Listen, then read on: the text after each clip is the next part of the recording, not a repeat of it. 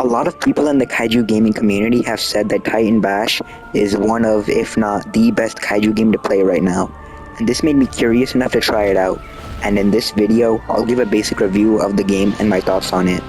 Now, it's to be said that the game is still unfinished and will still have some issues, but despite that, I'd say the game is still really good for what it is right now, and I'll start by naming the pros and what I liked about the game so far, but also the issues that I noticed with it. So to start off, let's talk about the game progression. As of right now, it's non-existent.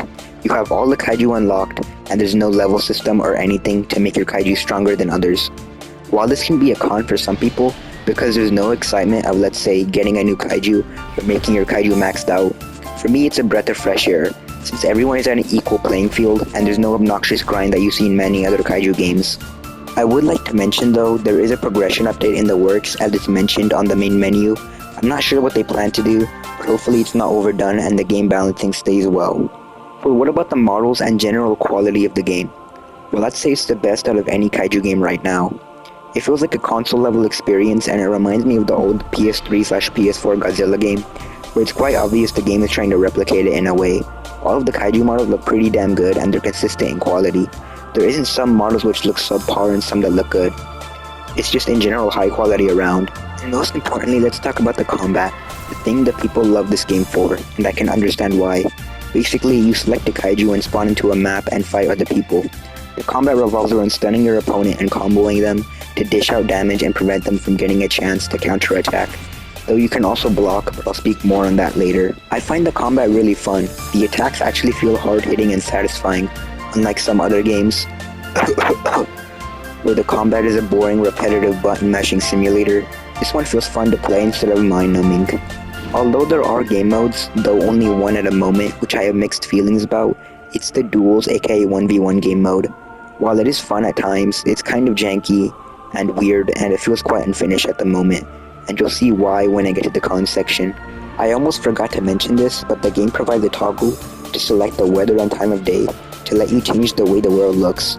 A nice quality of life for people who want to make cinematic content on this game. Okay, that's enough glazing for now. I'm gonna give my thoughts on the bad aspect of the game. Though there are a few issues with the game, I do hope they get fixed. A lot of times it can just feel like the person who gets stunned first, it just loses automatically. While the block system tries to fix this, the attacks come pretty fast, and you can't block someone while you're getting comboed.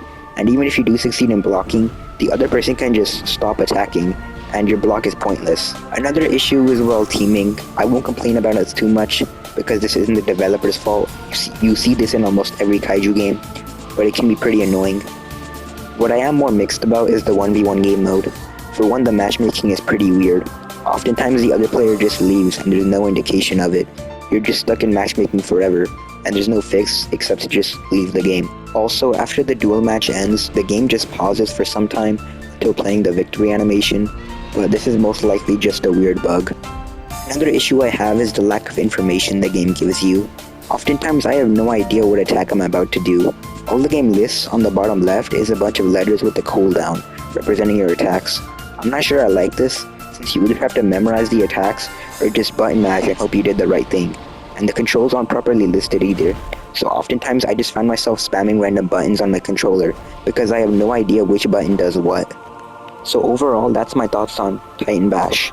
Despite being in testing, the game is really fun and I highly recommend it because it's super high quality and I can only see it improving with future updates. But aside from that, thanks for watching.